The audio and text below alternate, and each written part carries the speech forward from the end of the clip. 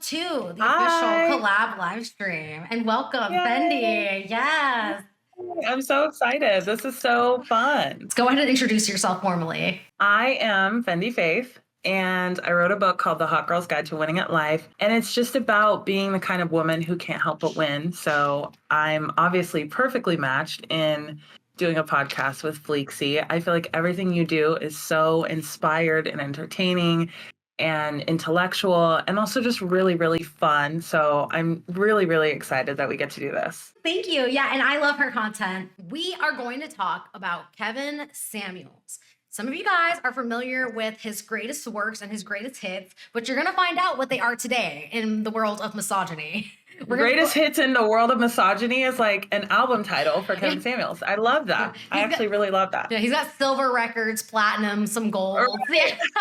Some things that can be traced back to him and him proliferating the message. We're going to do some commentary today, but bear with us. We're going to work out some of the kinks. This is a live operation of it, but when we do finally edit it, it'll feel snatched. I was saying I'm so excited for us to do this because the impact of Kevin Samuels is something we definitely need to unpack. There's not much that is known about him outside of his interview with Vlad TV, who is another podcaster, streamer, I guess, in what people would call the manosphere. Kevin Samuels was born in Oklahoma to a single mother, and he has a dad that he called a Rolling Stone. This is actually just a word that he was using to replace deadbeat dad. He refuses to acknowledge that about his father. And if you don't know who Kevin Samuels is, you have an excellent online profile. You're consuming the right side of the internet if you don't know who he is. Yeah, congratulations. Congratulations. Yeah, someone says, this is oddly the first time I'm hearing about this guy. Am I in for a ride? Oh, wow. A roller coaster. Oh, yeah. Oh, yeah. He was a misogynistic dude who talked a lot of shit. Yeah. And like a lot of people who talk a lot of shit, he's like a broken clock who's right twice a day. There is some actual valid points that he makes, and there are some things about him that are sympathetic. When it came to his upbringing, he said that he didn't struggle despite the fact that he did have a single mother. He ends up going to college to the Oklahoma State University, or the University of Oklahoma, and he goes there to pursue his degree in chemical engineering. Unfortunately, he couldn't see it through to completion because he ends up testing positive for Hodgkin's cancer at the age of 21. For those who don't know what Hodgkin's is, it's a cancer of the lymph nodes. It's one of the more survivable cancers. Not that it's any less serious, right? This disrupted his life. He ended up not finishing college because of it. What I have written down in my notes is that it has an 85% survival rate after 5 years. He does survive cancer, obviously, because we're talking about him Spoiler today. alert, he lived kind of, not for that long, but... Spoiler alert, he lived. Yeah, and he ends up succumbing from the disease that he said all of the overweight women were going to die of. That's the irony. After he survives his Hodgkin's treatments, he doesn't go back to chemical engineering. What's known is that he goes into marketing. We don't know when he starts or what field he worked in, but we do know that he leaves in 2013 to enter the world of image consulting, which is what we all know him for today. Image consulting. Yeah. A little eyebrow there. Yeah, a little eyebrow on that, yeah. According to the New York Times, an article that was written about him right after the week that he passed, in his videos and posts, Mr. Samuels urged his followers to adhere to rigid gender roles. He largely evaluated women for their appearance and youth, men for their assertiveness and money. He criticized women whom he saw as too career-focused, and he asked questions suggesting women's interest in men was based mostly on their income. How much do you charge for submission? Was questions that he would ask. Fendi, do you agree with that? In their opinion of his content? Yeah, would you say that that's a good summary of it in a paragraph? Yeah, that was a perfect summary of Kevin Samuels' content, yes. The way it ended. That's Kevin. Right. Yeah, that's him. That's the one. Sounds like my boy. I would say it's a little kind, talking about men for their assertiveness and women for their appearance and youth, but it really is a gentle, neurotypical way of skirting around that conversation. That's actually a really perfect way to put it, because I would personally say for dragging women online, that's what really gave him virality. That's what really made him go crazy, was that he was taking women apart and that men really liked watching him do that. I think men were getting vicarious enjoyment through wanting to kind of express that kind of nastiness towards women in a safe space. To second, like what you're saying, another part of the enjoyment for his followers, in my opinion, he would say really audacious things like "Sweetie's a 6, Beyonce's a 8." Yes. Yeah, Yes. Yes. and Yes. so Yes. people were chiming in just to see how far can he go. It's never enough. They want to see how far he's going to take it. Yeah, I'm glad you brought that up because I think with the comments about Sweetie's a 6, Beyonce's an 8, like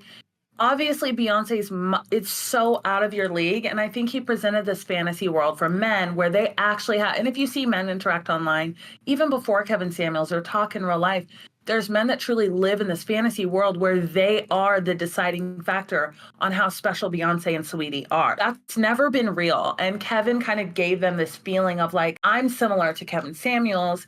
I adhere to his teachings, and I also have the ability to tell a woman that she's a 6 or an 8, or that she's cute but not good enough for me. That's a large part of his appeal for his audience. And the way that like it makes them all like puff their chest up, as they say, Yes. like they feel strong calling Beyonce an 8. Like, okay, sir. That guy who really wants to believe that not only can he pull you, but he can humble you. And you kind of, in his interview with DJ Vlad, they kind of give this energy off to each other, and it kind of lets you know what kind of audience that they're really resonating with, because DJ Vlad talks about not having the financial substance that he has now and not having a name for himself that he had in the past and having a hard time pulling women. And then he kind of like chimes in and brings up like women that he kind of puts out there. Like there's an enjoyment these men get out of being able to rate women.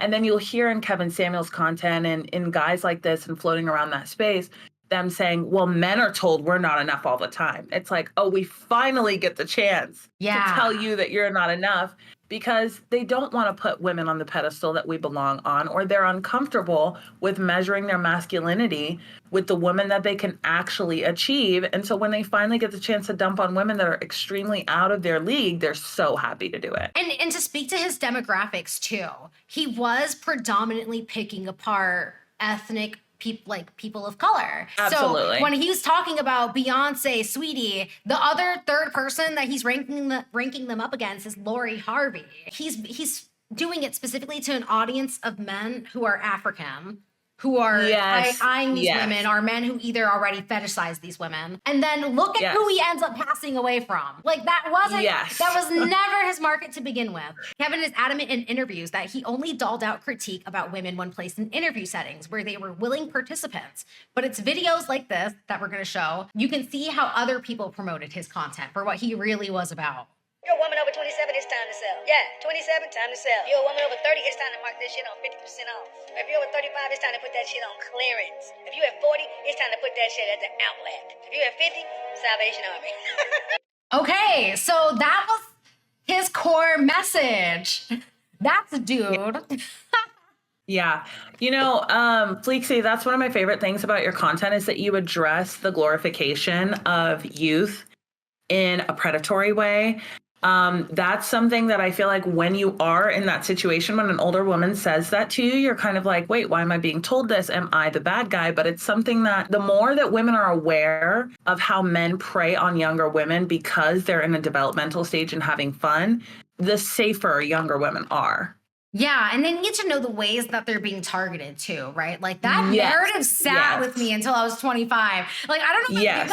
I don't give a fuck if it doesn't make me look like I'm on my shit. Like that really bothered me. Like at 24, even at 18. That's just one part of his message. That's one key tenet, I would say, of his message. I'm gonna play the next one on the playlist. So I will let it play as an audio, and I'll keep us on screen because I'm worried about copyright. Okay. Yeah, let's do that. At 40, that's about as good as they can expect.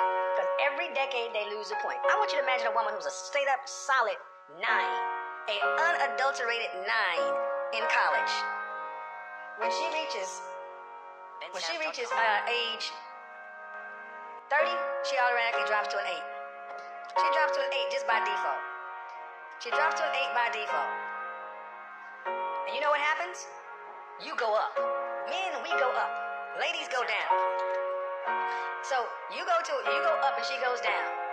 Then at 40, the woman who was a 9 now is an adjustable 6 at best. Okay, you can't tell because you're not watching, but I'm playing like the sound effects of like creepy music. Oh my God. Yeah. Very fitting. Like big mood with Okay, so just to make sure I'm on the same page, we're watching the video of Kevin Samuels saying that a man goes up at 40 and a woman drops to an adjustable 8. Yes. And my favorite thing about it is, go ahead. You go. Yeah. My favorite thing about it is him calling it an adjustable 8. It's an adjustable 6. And there's like a smirk on his face as he's doing it because he wishes he could clock into the category. He wants to be one of the girls so bad. By adjustable, he means hair, makeup, shaving, Right. good clothes. Like to get to slay and serve, and he's actually sick. He can never bump his ends, put a little eyelash on, and hop on live like Fleeksie. Like he has to, it's never gonna give that, and he's sick about it. I hate that for him. What really sits with me is the fact that he's like overnight, like this becomes your reality. Like this is what you are. Wait, no, because can we unpack why that narrative is really pushed though? Like, I'm laughing because it's so ridiculous. It is. I think it's just easy to dish out, right? Like it's immediately understandable. It's the misogyny message that's digestible and that doesn't require any steps. It happens, right? It happens in their sleep for everyone. Oh, don't you worry. You sleep just fine at night because you're going up and she's going down. Yeah, exactly. And it relieves them of the burden of actually improving themselves. They just imagine that one day they're going to turn 40 and they're going to be valuable and they're going to be desirable and they're going to be overnight something everyone wants, but every woman that ever never wanted them is suddenly so much less valuable at 40. Like, requires no logic whatsoever. No logic, no effort on their part, which is so funny because his message is accountability. Like, yes.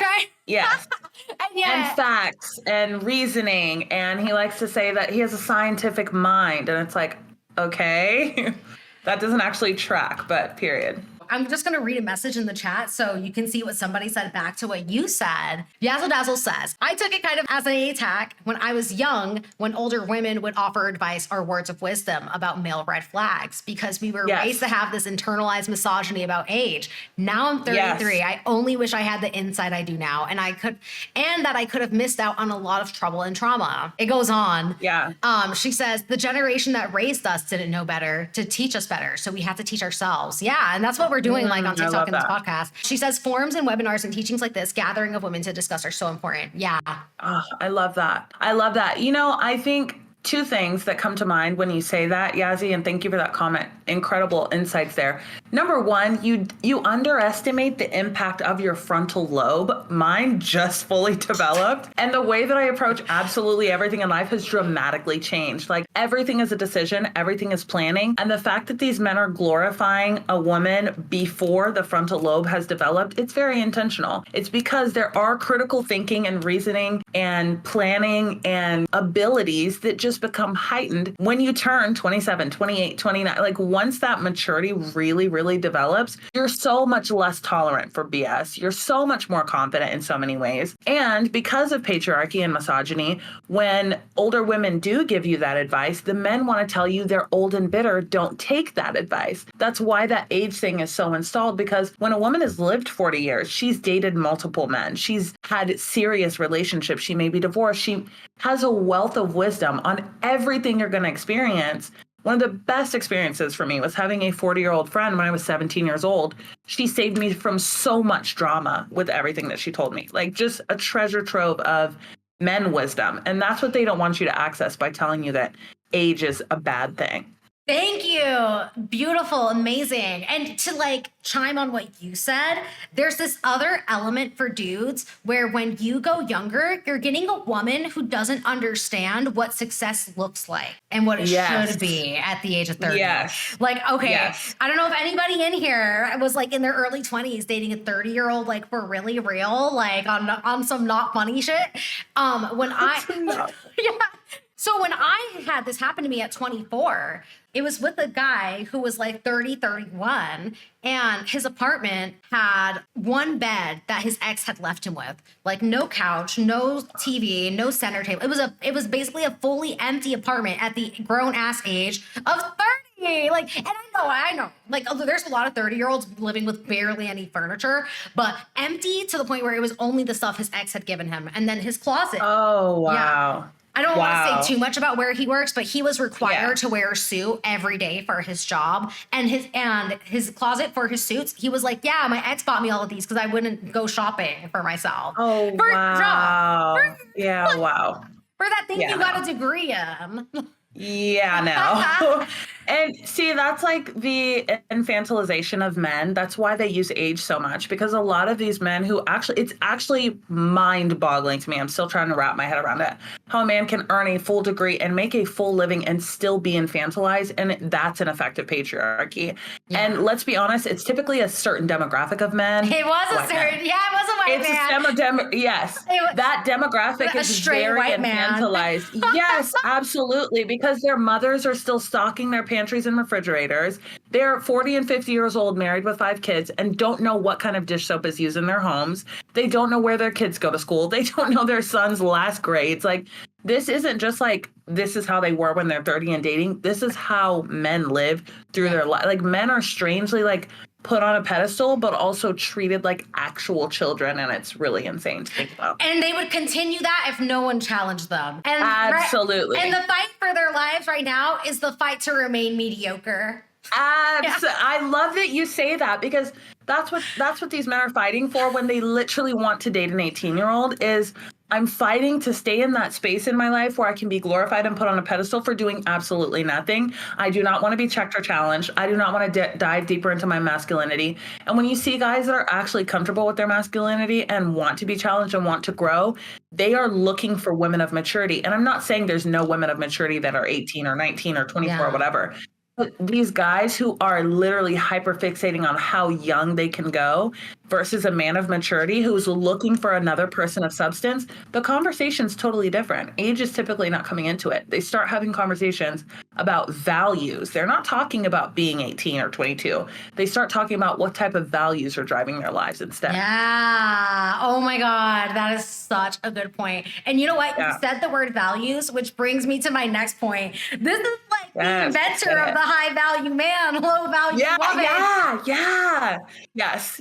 That's his number one. He went double platinum. They went viral. Women There were was doing something. it.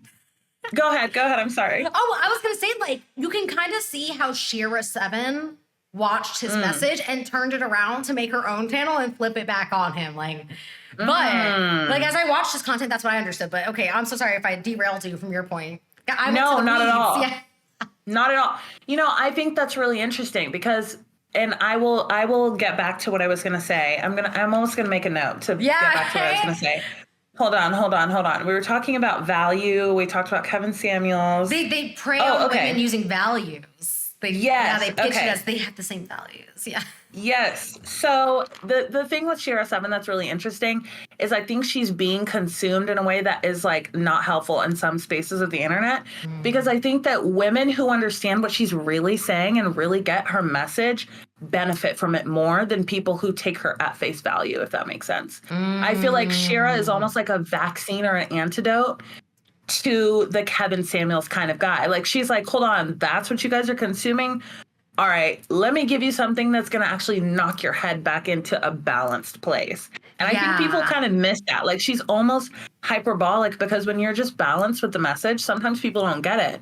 And I almost feel like she's intentional about doing that. I could be wrong. That could be me assuming, but I totally feel that about her content. No, I mean, right now we brought her up. Now we have to kind of talk about it. Like, we have to. We're gonna gloss it for a little bit. I'll say for myself, the way I understood her content, definitely not like a place to go when you're emotional and like heartbroken. Yeah. Like, she doesn't really have a lot to offer in terms of empathy. But if you are somebody. Yeah. And that's where I tapped out, because that's where I was in my life. But if you are somebody who is not aware of the nuances and the double-coded way that men speak, like if a man comes up to me and hits me with, hey, babe, on IG DMs, I'm telling him, fuck off right away, because I already know that's the code for, can I continue to talk to you this way? Can I slide my hand up your thigh? Like, that's where it escalates. It's all like, they move in very escalated, like nuanced ways where they think you're agreeing by continuing to interact. Absolutely. She like rips that image of this man away from you. And it's like, oh, by the way, all men, like, my takeaways from Shira's content are, men are ruthless capitalists. And that's something I experienced working as a waitress in a strip club. Men are capitalists. Men are looking at us as commodities. And that's very hard to hear when you're going into it after being brainwashed by rom-coms and movies and love stories and love books. And then you're like thinking you're going to get swept off your feet. You're going to ride a white horse. You're going to get proposed to on my beach. Disney Channel ass. Yes. Like, Sweet Life, I Hannah was in the Montana. gut. There's going to be Hair in the Wind. Chris Hemsworth or whoever was in that movie with her is going to come like kiss you on a beach. And then you get in the dating scene and you realize that like you're actually being used for the commodity that's between your legs. And it's not like sacred special loving. Like that's actually a commodity to someone. Yeah. Nuts. Yeah. That's what Shira's like, hello, let me get you caught up on. And the secret game that they're playing with you is how are you treating your commodity? Like, yes. Nobody understands that. Yeah. What's the backstory here? And I'm so lost. just to give some attention to the chat and to show you what they're saying in response to us, it's going back like 5 minutes. Sorry, guys, but we are giving you your flowers. Yazzle Dazzle says, enter forth the quote unquote crazy cat lady trope for single women above a certain age. It's the patriarchy trying to turn women against women. Yeah. Yes. And the entire game is who adheres to it the best, who's not adhering to it. You're the one that's going to get the underside of the boo. Yeah, absolutely. Someone, I think I asked the question, like, who here dated a 30-year-old for really real in their early 20s? And she put inserting the Marge hiding in the bushes. Yes, oh my God.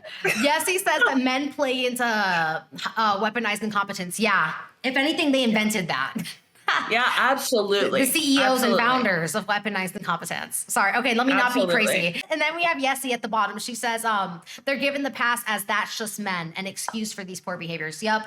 We have more videos on the roster. We can clearly unpack these for days and hours, and they will give us shit to unpack. I could go off into a whole side tangent on the weaponized incompetence. That's like bait for me. I could do that for an hour, for sure. This next clip is going to give us material for the way that misogyny contradicts itself. We're going to see how misogyny contradicts itself and how he defends his advice online. Let's do it.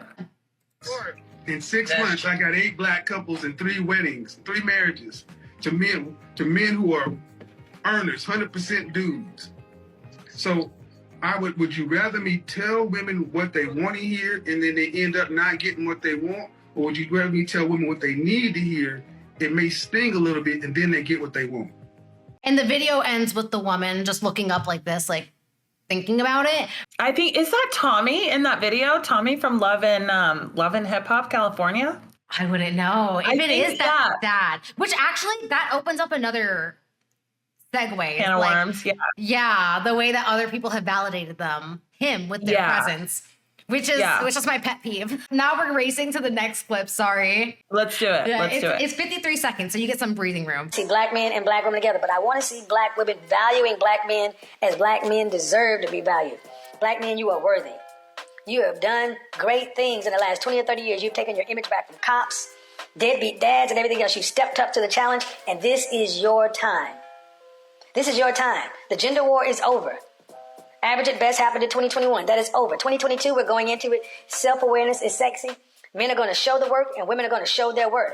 We're going to move forward. We're going to move forward, and if you want to move forward together with us, men are there waiting for you. Men are there working for you, but you're going to earn your spot because he has to earn his value. I'm pausing this. Okay, I'm sorry, you guys. I didn't find an interview clip. The next ones are the interview clips. You know what, though? This was right before he died. Oh, wow. I didn't know that. This was the direction his content was going in before he passed away. Wow. Which kind of sucks. He was talking about emotional intelligence, but it doesn't take... No, because he does flip it on women. Trust. He finds a way to. Of course. Don't they always? Yeah, but the message there, like, there is, like, purity in it. I wonder how much of this is like him talking to his own reflection. Like, I think that's what jumps out to me the most is like him saying the things he wants other men to say to him. And also like the male need to be validated by other males. Like it's not enough from women. They want another man to tell them this. And this is almost like male corn in a way, like to have another man say, and that's what I'm getting at when I say that like these are very unfathered men that tend to gravitate towards figures like Kevin Samuels. This is what men want to hear from their dads. Like, I'm proud of you. You're a good man. You are deserving. I respect you. That's what they needed that they didn't get, you know? Yeah, no, I didn't even think about that. Like, that's why they're torturing women online, because there's not enough box in the world to make up for your dad not respecting your character and not respecting your dad's character. It's just never going to give. It's never. So funny. If you curse in a way that's too rough, by the way, I'll bleep it. Bleep me. Okay. I'll edit us. Trust me, I'm filtering myself. I'm full of F-bombs. Yeah, I'm like, that's so funny. I'm like, it took me a minute. I was like, there's not enough boxes in the world. It's a box. Okay, so I'm gonna play the next clip. The next clip does have his interviews. But yeah, LOL to the gender war being over. Underneath that video, by the way, where he said that the gender war was over, it was a comment that said the gender war that he made money you off and started. instigated. Yeah. Yeah. Let's see. Let me go to this next one. I'm 5'3". Dress size? My dress size? Fendi says that. My dress size? That's a good question. I guess a 4? All right. And on a scale from 1 to 10, you can't use 7. What would you rank yourself?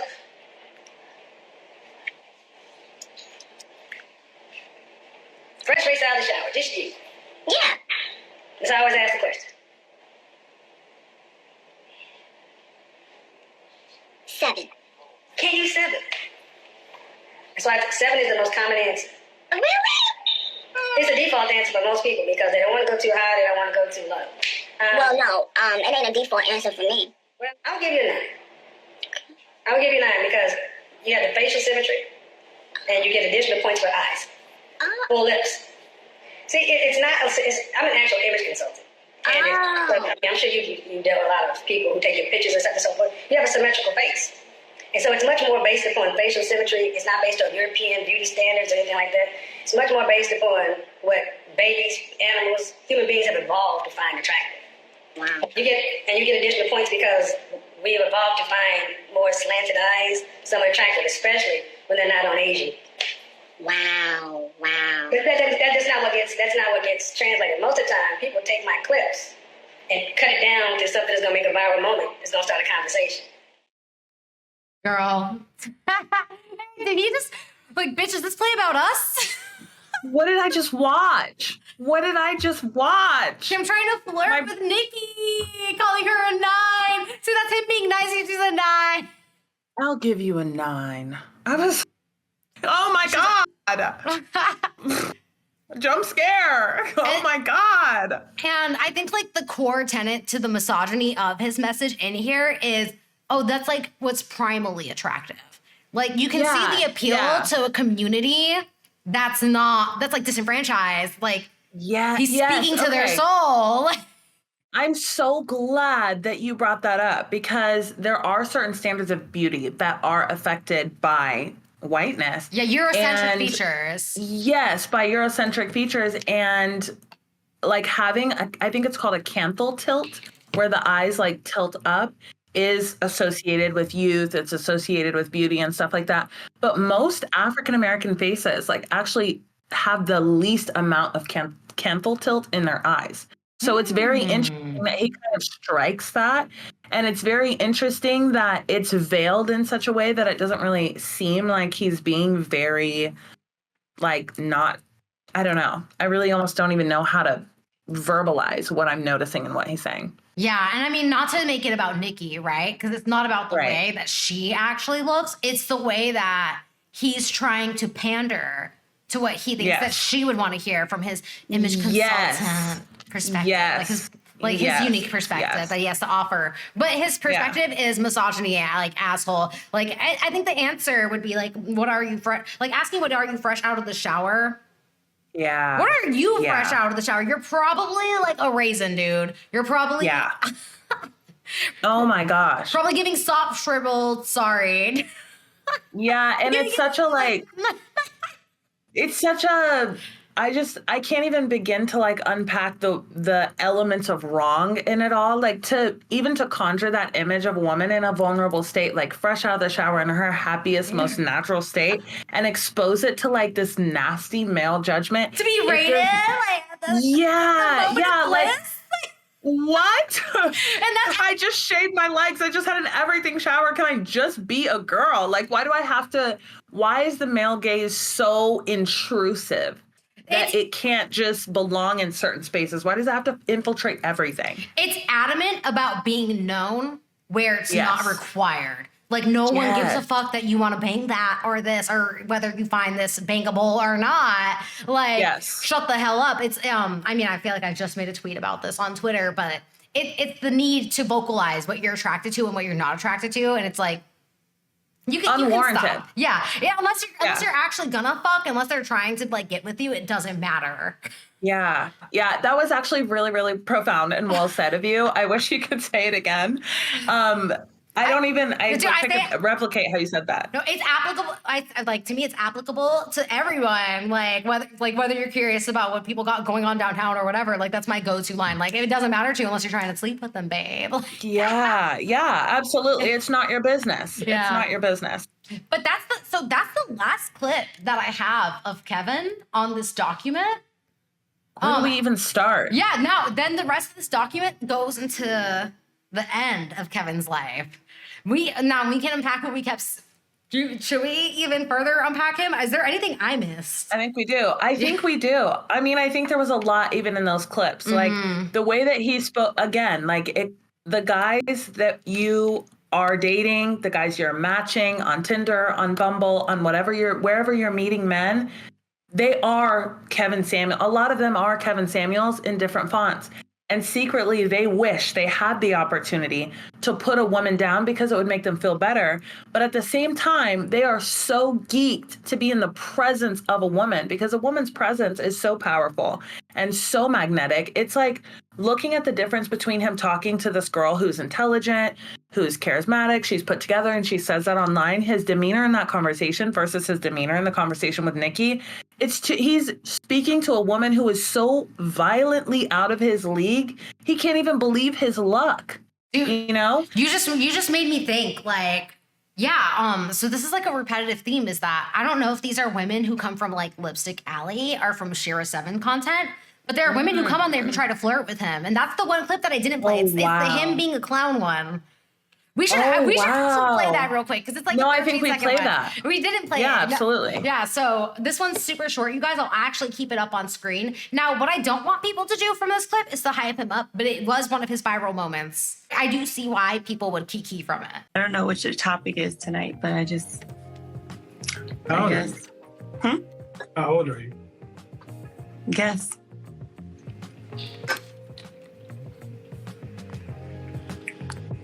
Guess these nuts. Okay, super short clip. Oh, wow. Fascinating. Women are his props. They are his talking points. Whether he's like using them for glory like Nicki Minaj or he's using them as punchlines like he did with that woman. At his ripe age... At his well-seasoned age. Yeah, his salted age, he should be grateful. Right. Like he tells us to be grateful, bitch, you should be grateful. Anybody wants to flirt with you in public at this point. Oh my God. There's the internalized misogyny of women who would see him as like the ultimate compliment. Like to get anything from him.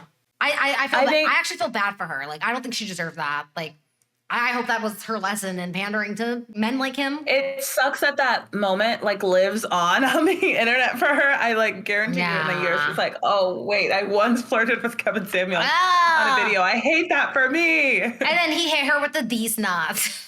Oh my God. Yeah. Horrible. Tragic for her, but definitely not a win for Kevin, in my opinion. More of a testimony to what he left behind, which was a lot of her. And like, He says like, oh, I only did it to women who were willing to go on my live stream. I'm like, this is not you helping women. Are you helping black couples find each other? This is you using women as a punchline. Like, and somebody like was with it, like somebody who wasn't problematic with him too. So. I feel like this girl is a perfect example of like the trauma of constantly being exposed to negative male influences and how that actually affects your personality and how you carry yourself. Yeah. That's something that's not discussed enough. Yeah. And honestly, I just want to say fuck him for opening up the conversation with how old are you? Like he doesn't have gray hairs all over his fucking head. Like ass. Okay, let me read about the end of his life, towards the end of his life. So now that you guys got a brief understanding of what we just went through, the Kevin Samuels lane, And obviously, it's not all of Kevin Samuels' lane. This is a brief glossing. We could clearly do like a part 2, part 3. We could do deeper dives. Kevin would bash his male audience for lacking social skills, soft skills, having lone wolf mentalities, and he would spend 30 or so minutes of his live stream coming at men for their lackings. But then he would turn his advice onto women. This would be for the last half hour of his live streams. He would call women things like bonnet bae, disparagingly. He would also use his blackness to engage in putting down African-American women in ways that he knew his Caucasian and self-hating audience would get vicarious enjoyment of, which is something that we talked about a little bit. Yes. Kevin liked to pride men in taking his advice on the chin while going after women and for specific personal attacks that were unique to their ethnicness. Kevin's death, when he passed around the time of like 2022. This is just a brief clip from an article. Kevin Samuels ends up dying at the age of 56. Kevin Samuels dies from cardiac arrest. Yeah, post-coital cardiac arrest. God damn it, there's gonna be hell for me to edit. That was a mouthful. Yeah, I didn't practice that half of my script. Right. Yeah, according to the police report, a nurse named Hortensia Alcantara calls 911 to report a person injured on a Thursday morning. Medics arrived to the residence at Buckhead Atlanta Apartments to find an unresponsive man, later identified as Samuels. Now, the woman in question, I had clips of him asking women, how tall are you? What's your size? And they would be like, oh, I'm a stallion and I'm a size 14. Keep that in mind because like, I'm going to try to zoom in on this Google Doc for the audience. Right, and show the picture of the woman that he was with. Is this confirmed that this is the woman he was with? It was all over the internet. Yeah, this is also in the article that reported on his passing. This is the photo that I saw as well. Yeah, if it is a sketchy source, we're putting it out there now. This is the woman he was allegedly with. Allegedly, right? The Wendy Williams allegedly. That's her. Now, if he's sitting here being shisty about the size 14s and the stallions and the women that are one day going to die of heart attacks because they don't care about themselves, because they don't apply his advice and they don't take it on the chin. What is that, sir? What is that? Anyway, she's beautiful. There's nothing wrong with her. It's just that beautiful, curvy woman. Yes. Nothing wrong with a beautiful, curvy woman, especially to him, clearly. So Illegal Fireworks is typing in my chat right now. That lady outed herself to the blog. She wanted it to be known that it was with her. It's definitely her. Oh wow. I didn't know that. Yeah. Thank you for sharing that. Oh my God. I didn't know that she wanted to be known. She wants to be known as memorialized. I mean, low-key, I would want to be known as the woman who took down Kevin once and for all. Not like that. Like took him out of his life. No, got it. Never. I'm definitely getting a ticket to hell. Well, as a woman, though, that is the ultimate compliment. Yeah. It was too good for this planet. It was too good for this world. She's the queen of the man-eaters. Yeah. She's the dick destroyer. Absolutely. She has box bragging rights for the rest of her life. Yeah, her pussy's on destroy mode. Like, absolutely. With the annihilator. I think I would put that in the blogs too. Like, wait a minute. Like, what is that TikTok sound? Like 6'2" from Kentucky. Yep. Katana. Yep. That's her. Okay. That's her. He's out. Wow. All right. By the time Kevin Samuels passes, he had 1.4 million subscribers on YouTube, 1.2 million followers on Instagram, plus 1,000 on several other platforms like Twitter and TikTok. Wow. As for whether he is the last of his type, because he's someone called her a soul snatcher. Sorry. Oh my God. As for whether, like, obviously this misogyny died with Kevin Samuels, the answer is no, right? This was in 2022. It would take about 3 to 4 months before Andrew Tate ends up becoming viral on TikTok because of his MLM structure to his business platform. I'm not even going to touch that with a 10-foot pole, but this would lead to Tate getting demonetized and so many of them getting demonetized and being recognized for the harm that they are not because it didn't pass with Kevin, but because his passing made room for other voices that were more vile with less substance. Fuck his message, but Andrew Tate doesn't preach certain things that I think are vital to be heard. I don't want to give him too much credit now. Not too many flowers. Right. Just a sprinkle. Because I Right. don't think Andrew Tate is hitting the same notes, and he's significantly more vile, which I think is why Kevin was actually allowed to skirt under the radar. Kevin was kind of like the poster boy for like, you can do this and you can be safe about it and it can be valid because he says things that are valid. Like, yeah, I'm so glad you touched on that, because I feel like in the Black community, some of the things that he spoke on were very needed in the community. And I meant to talk about this earlier, but there were certain things he hit on that are so needed for the male psyche, like being able to measure their own success. And that's what we don't get as women, is like, men need to be successful to respect themselves. Like, there's actually no such thing as a gold digger, because men themselves measure themselves by their achievements, by how much money they make, by how successful they are, by how much respect that they can garner. And I think that's why he was so successful, because that father figure energy was needed in the community. Yeah. And in some ways, he passed on some things that were kind of important, like career achievement and confidence and social skills and little things like that, that maybe he reached an underserved demographic. And so he was kind of allowed to get away with saying things that were really, really hateful. 100%.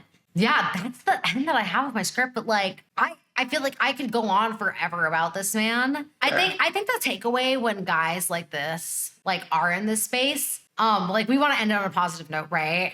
Yeah. Like obviously it didn't start with Kevin, and it's not going to end with Kevin. And it won't end with him. Yeah. Absolutely. So I would say like it's not necessarily a victory that he did pass, even though we are kikiing. You can rest in your heart knowing that Kevin was so old, he was taking these tenets from his time and bringing them and like into like our sphere, our generation, our age group. You can know that like that wasn't invented in our age group, right? It'll be a while before we get another dad energy like up in the room that's able to persuade people. Because I think like since his passing, even though gender wars are stoked at an all-time high, I feel like the narrative has just become beyond stupid.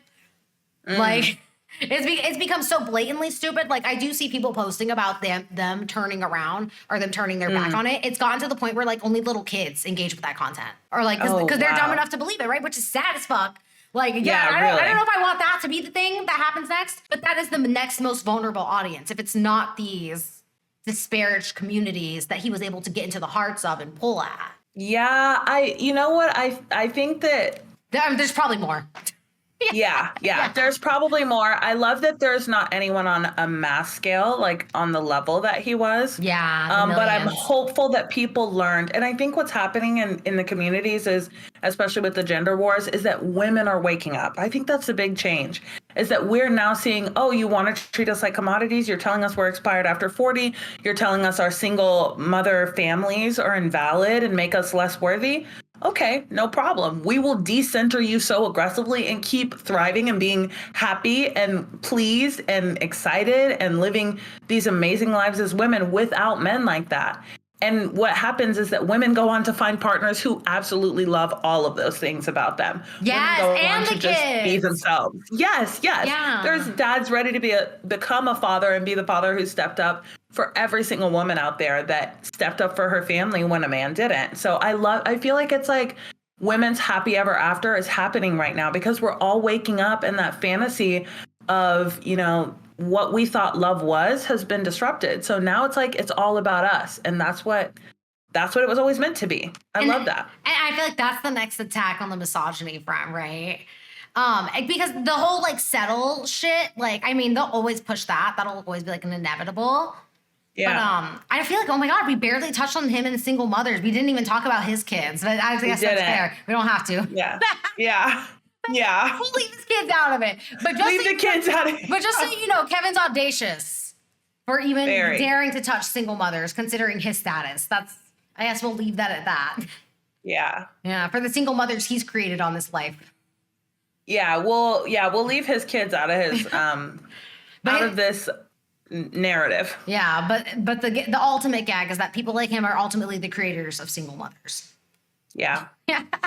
Absolutely. Yeah. Holy fuck. I think one thing for me, high value, low value, we don't even hear those words anymore. I love that we're not hearing that anymore. I really do. I do. I don't know if it was because of him though. I think everybody just became attuned that like that was a shared space. I actually did this research and like I didn't realize that was stolen from his space and then taking from Shira. Kevin Samuels' space? Yeah. Oh, wow. Well, I think there's something to be said for like the way that Shira almost reclaimed the feminine aspect of his narrative, if that makes sense. It's almost like, yeah. you alluded to She that rebranded earlier. it. Yeah. Yes. Like she completely took over the space that he was trying to, because he was in a weird way trying to like attract women to his audience as well. Mm-hmm. And I feel like she kind of was just like, no, I'm mother now. And I'm going to teach these women how to play you at your own game. Like you want to be misogynistic, I'm going to teach them how to do you so much worse. And now it's not fun for them anymore. And he was writing the script for her the entire time. Like, absolutely. And she was just flipping around and turning it on women. He walked so she could run. Yes. I do have one comment I have 2 comments in the chat. 3. Yeah. Someone says, the irony, LOL. Illegal Fireworks says, people were definitely using it before Kevin Samuels. I think he just made it more popular. The high value, low value. True. Okay. I remember hearing in his interview with DJ Vlad, he was like, I actually gave it parameters. And I was like, okay, very interesting. Again, makes me think of the male need to be measured. Like they need that no matter what. And then they measure us and they wonder why the hell we're not like abiding by the measurements. I'm like, I don't rate people. I'm not one to rate people. I just noticed the most douchiest people do it. So I never did it. Like before I knew what Kevin Samuels was, I knew that there was something inherently wrong with the rating. I like that. Thank you. There's one last comment in here. Yazzle Dazzle says, the fear we've been conditioned to believe about growing up alone. Just so we settle for anyone is seemingly disappearing among most women. Yup. We're good by ourselves. It's jarring now to see how women are holding those views still. Yeah. Yeah, I agree. There's things that people say that are chronically online conversations that never happen in IRL, which actually is kind of true. But I find that like the part of like how common it is amongst most women, I would say that's the part of it that's not chronically online. Like that seems to be abundant. Okay, in real life, there's so many women who are like, I'm good by myself and are just not worried about men. No, the opposite. Not Tay, just to make it clear, all right? This is about nobody IRL that I know. Because up until this point, I haven't really been like interacting with society. Ever since I've been reintegrating myself into society, like paying my bills and shit, I've encountered women who act like I'm doing myself and men a disservice by not being an option. Or by not being receptive to fucking. I'm sorry to say it like that, but like, they're like, what do you mean you're not interested in friends with benefits? It'll be like, isn't that fun though? Like, okay. There was one guy, random side story. I'm going to keep it short. He had a chance with me. He fumbled in a way that was like really weird. Like basically after the activities occurred and after the movie ended, he was like, okay, bye. I was like, you just got your block. Yeah, I've never experienced that in my life. So, you're blocked. Yeah. Congratulations. Welcome to the block club, asshole. Yeah. So then it was the type of dude who was in this circle where it was like, will I see him out in the wild? Will I not? I didn't really have that before because I didn't really fuck with the group in the past. Yeah. Like I've mostly kept to myself. And I would always kind of hope to see him out in the wild. And when I did, he would be quiet and ignore me. Once I put that hoe on block, and once I stood 10 toes down on business, and I erased him from even being an option, ever being a fantasy, ever being anything to me, Mr. Man suddenly started appearing everywhere where that group was. I ended up cutting off the whole group because they would invite me to things and then they would be like, oh, here's the guest list of who's coming. Like they would organize things that well. And then I would see his name on it. And it was never like that before. Mind you, this man lived 10 minutes away from me when he was being like ultimate master D. By the time he was showing up at every event, he lives 3 hours away. Oh, wow. And now he's going out of his way to disturb me because it's not this guy that likes me, right? So I don't know how we got here. I forgot how we got here because I'm really big trouble late. About how like women are shocked in real life that you're making yourself unavailable. Now here's the story, okay? I say all that to lay the grass. The one day he came up to me and he tried to talk to me at a party. He tried to give me a hug. And I was like, don't hug me. I was like, no. Yeah. I'm like, I don't want to hug you. And that's when everybody in the room acted like I was Serena who flipped the plate. Like, oh my God. Fleeksie, why not? You're so mean. Yeah, and I'm like, Yeah. To a guy who walked out. What?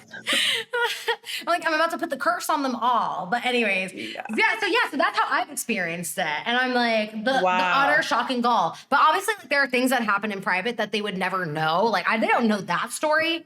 I don't know if they would give a fuck. Yeah. But it's the fact that, like, if I put you on block and I don't want to mess with you, respect that boundary. People don't respect the boundary of wanting to be single, not wanting to be disrupted, not wanting to be in the situationship, not wanting the toxic interaction. Like, to me, it's so unattractive. Like, so back to the dynamics that you were saying, like, you come into it with this Disney mind. I'm so deeply repelled and unattracted by the idea of a man being enthralled by me sitting in a state of mystery or me not knowing or things being unclear. And I think that's what men like Kevin do shit like that. They promote be this way. Yeah. And I love it. I feel like that's maturity.